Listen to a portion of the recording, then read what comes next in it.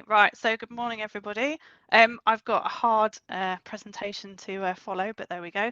So today I'll be talking about service design and transition in a product-led world.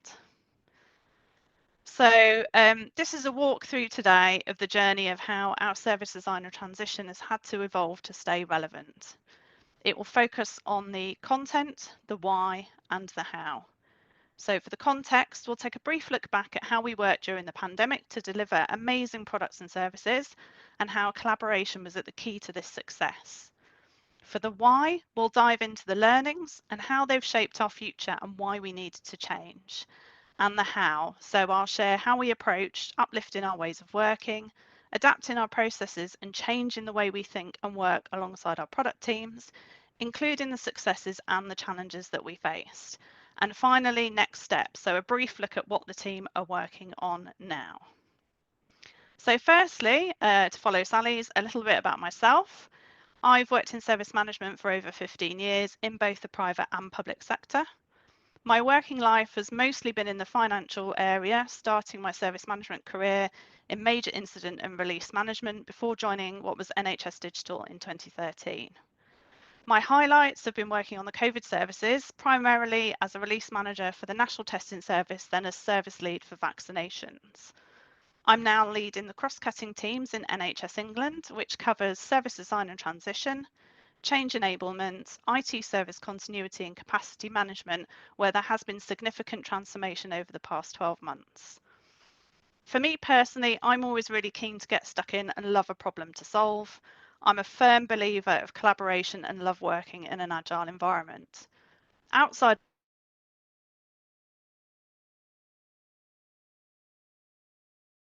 I enjoy reading, driving very fast cars and anything with DI or remit. So moving on, so what is service design and transition? For us at NHS England, it's a front door for all new digital products and services, changes to those products and services and decommissions.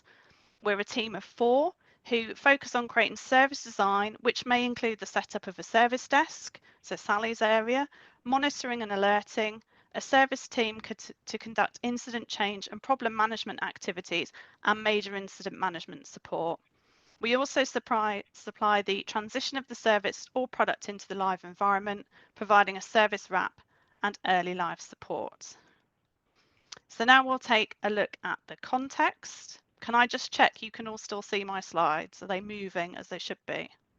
Yes, perfect. Perfect. Okay, so the pandemic. So COVID was a thing towards the end of 2019, and our government put our country into lockdown in March 2020. Everyone had to quickly adapt to the new situation, and it did affect everybody differently. From working remotely, homeschooling children, and looking after vulnerable people, there was uncertainty and anxiety, but a sense of coming together to deal with a shared situation. Let's not forget how hard this time was, but this talk will focus today on what we took from it and not really what it took from us. The picture on the right here is from my village. Over the early weeks during lockdown, people added their posters during their daily walk, and it grew much, much bigger than you can see here, but it does show how everyone can contribute to create something amazing. Working at pace. I worked on the National Testing Service as a release manager to coordinate the substantial work stack of releases during the pandemic.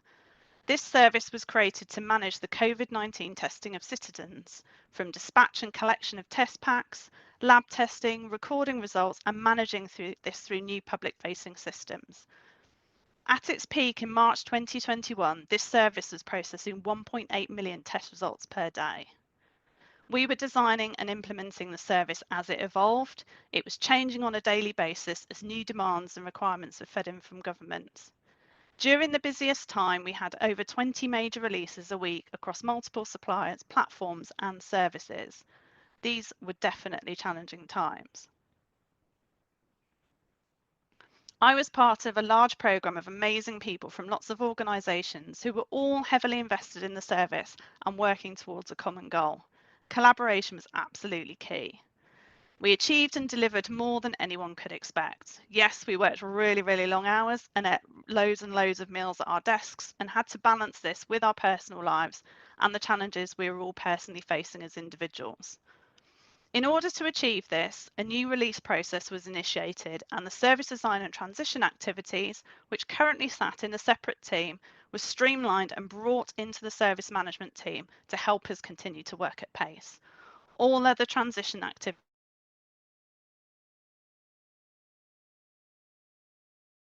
continued to the existing process and team. An assurance team was also set up within NHS Digital, which included live services, clinical, information governance, security, and solution assurance as its core areas. We were collectively responsible for protecting the live environment, as you would expect us to be, but also to provide expertise to the product teams. This assurance team had early engagement with the product teams and their roadmap, and were able to work with them and provide input at the product design stage, ensuring minimal issues once live. Okay, so now we'll move on to the why. So what did we learn? How did we manage to design, implement, run, maintain, and decommission these great end-to-end services to support a specific need in such a short time frame? Well, everyone was working towards the same goal and in the same direction. We brought expertise together to make quick and informed decisions. We created a service on a page, which was a streamlined version of our service design and transition process, focusing on the essential elements that we needed to run and maintain a service. We stripped back layers of approvals, which enabled us to keep pace with the product roadmap. We maintained a high level of delivery with minimal incidents, and agile ways of working supported what we needed to achieve. And as we stepped out of that pandemic, we needed to make sure that we didn't lose our experience of working in a different way. So why did we need to change? We knew that our pre-pandemic processes no longer aligned to the product-led organisation, and we either had to change the way we did things to stay relevant or risk becoming extinct. Our current process ensured there was a really high level of successful transitions with minimal risk. However, our process was very detailed and did not promote flexibility to tailor to different types of transitions. It was also really difficult to navigate for non-experts in the field. There was also duplication of activities across product and service teams, but we had demonstrated we could run these activities successfully within our service teams. So why did we even need a separate SD&T team? We also demonstrated that we could deliver the same with less. So our focus now was on removing complexity, duplication, unnecessary work, and ensuring our process was light and easy and flexible.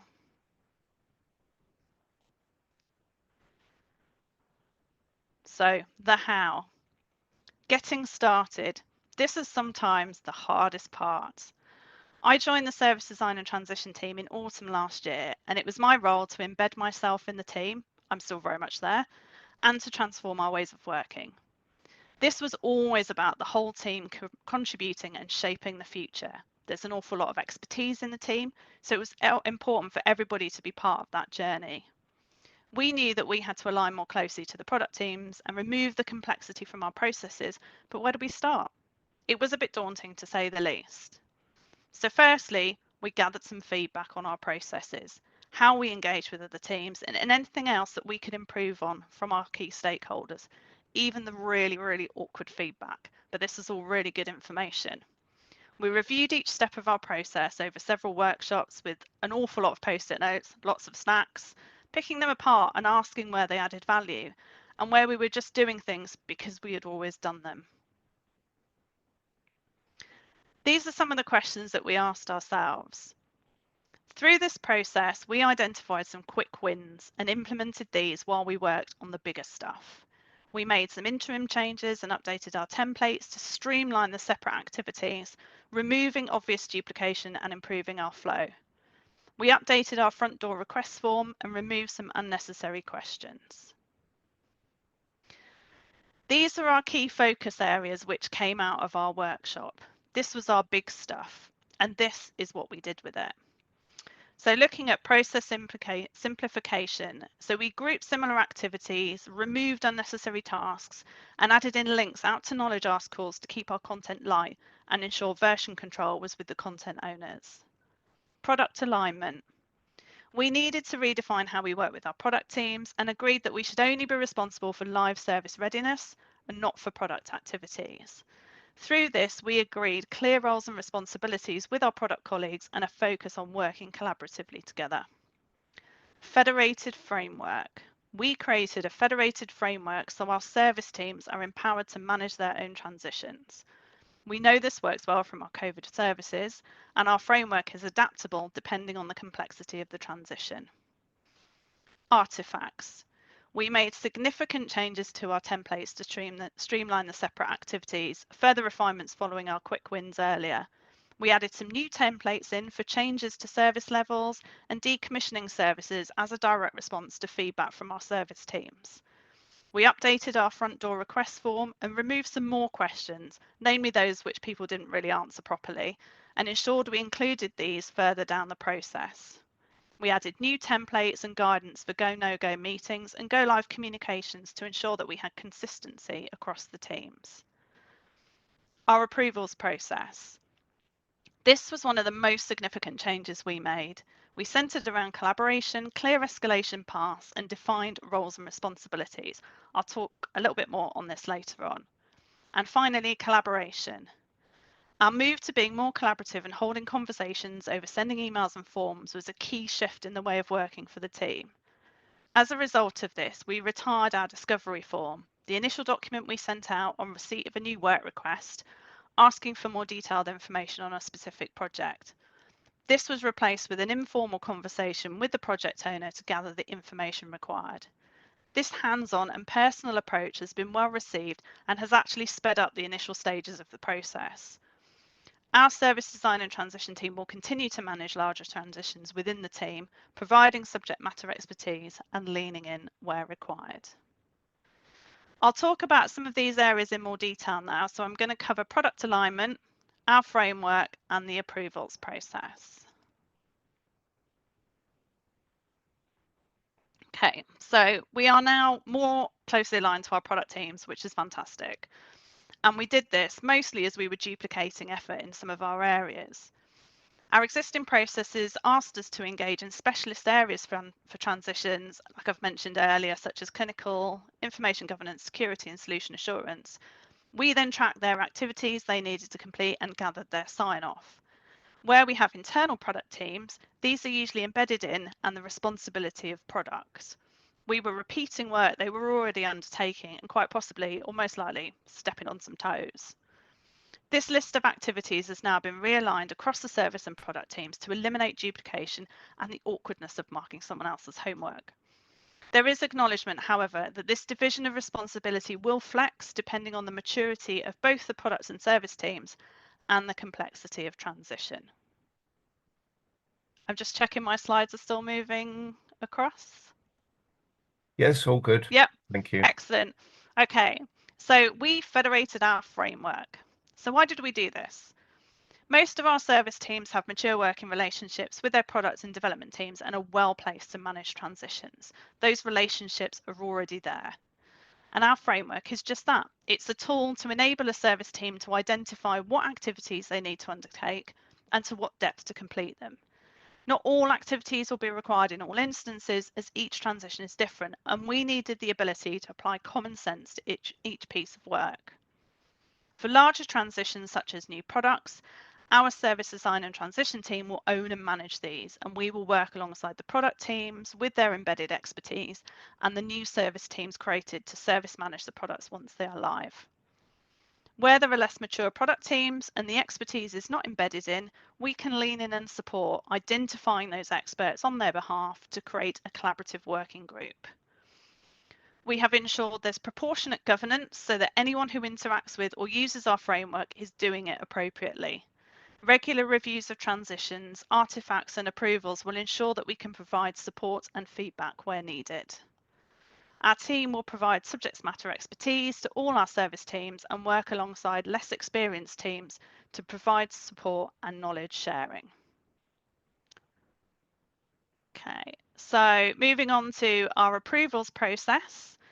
So this is where some of the most significant changes happened. So our existing process was linear, as you can see here on the slide, with all approvals feeding into the live services board. And this was the final gate before go live. There was duplication in this process, with our expertise approvals feeding into both product and service, and the end-to-end process could also be time-consuming. Post-pandemic, the Live Services Board was stood down, as all approvals for live services were conducted at the weekly SLT meetings, and this reflected the new speed and pace of our delivery. This new process we've created is collaborative, and it relies on everyone being part of that go, no-go decision. It is worth noting that this group is not static, and additional expertise can be included or excluded depending on the transition. A new addition to this process is a nominated accountable person who is appointed at the start of each piece of transition work. This person is likely to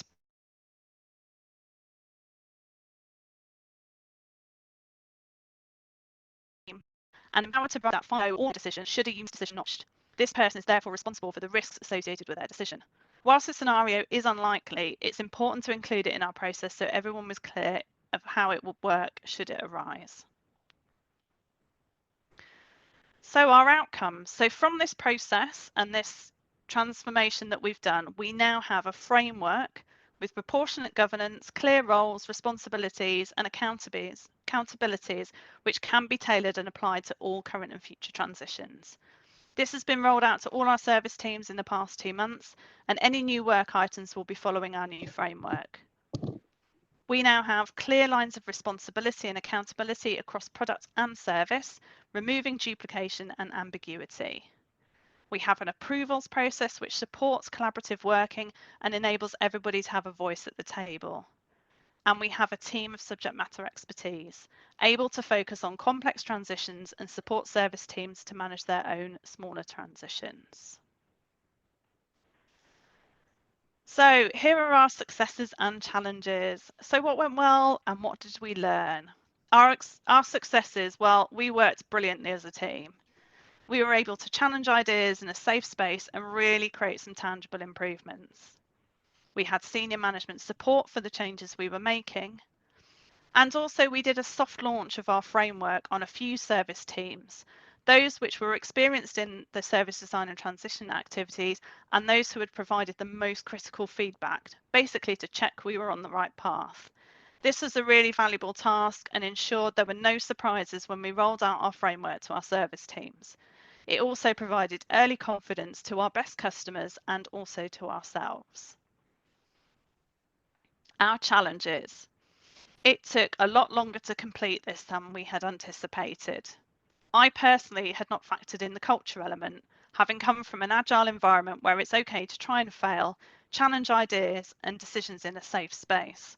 I'd not appreciated that not all teams work in the same way and are empowered to make decisions. It took time to get to know the team and build a working relationship where these behaviours are accepted and actively practiced. Letting go.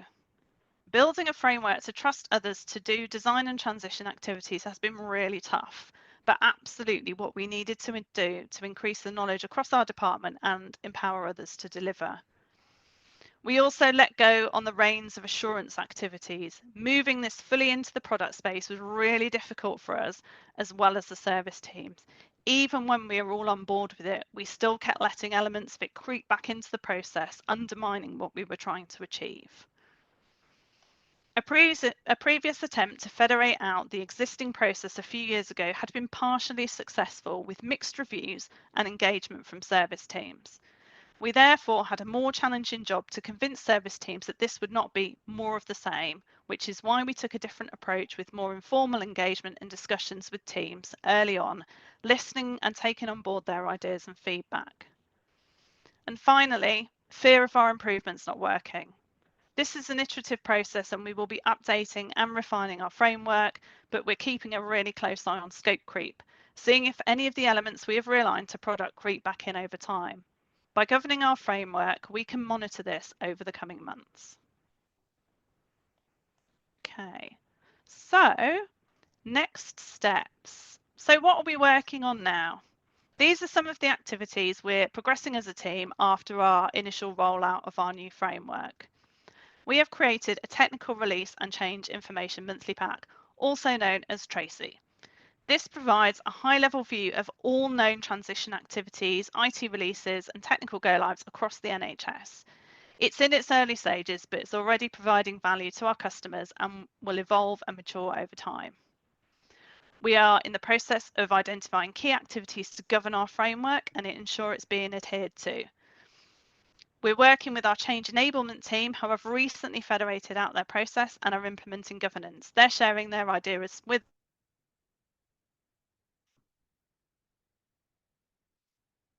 have consistencies. We've moved to a new workflow tool, Team Jira, which sits nicely alongside our main knowledge tool, Confluence. All other teams can access our board and update their cards, and it provides our team with great reporting and visibility of in-flight work. We're setting up a centre of expertise where we can share our knowledge and best practice across the wider organisation. This is in its very, very early stages. And also we'll continue to seek feedback and refine our framework. It won't stand still, and we will be monitoring closely to see how people use it. Okay, and finally, to wrap up this journey, we've come a long way. We've had to be really brave. We've had to step up and take a critical look at our existing ways of working and processes and say a fond farewell to a lot of it. We've listened to feedback and understood how we need to work with other teams to ensure we continue to add value. We've learned we are no longer the centre of the earth, the final gate before go live, and that we share this responsibility with our product colleagues and our specialists. We've rewritten our process and created a framework to support our activities, which is flexible and adaptable to each transition. And we've let go. We've federated out our process and empowered others to manage transitions. Thank you for listening. Excellent. Thank you very much indeed, Lisa. There's a lot to think about there, and as someone's commented there, the federated framework is it's something that a lot of people will be looking at, I'm sure. Do we have any immediate questions for Lisa before we move on to the next session? Somebody just asked about the slides there. Yes, we'll get copies of the slides to attendees after the event. And as we said at the beginning, we'll be recording the event. So if you have colleagues that want to catch up on it later, then they'll be able to do the same thing. Yes, a couple of questions popping up there. Lisa, is value stream mapping part of your framework? Oh, that's a really good question. It's not something we've looked at in any depth, but I think I can take that away and see how that will sit alongside it for sure. Thank you. And how have you coped with people still trying to throw poorly designed service over the wall?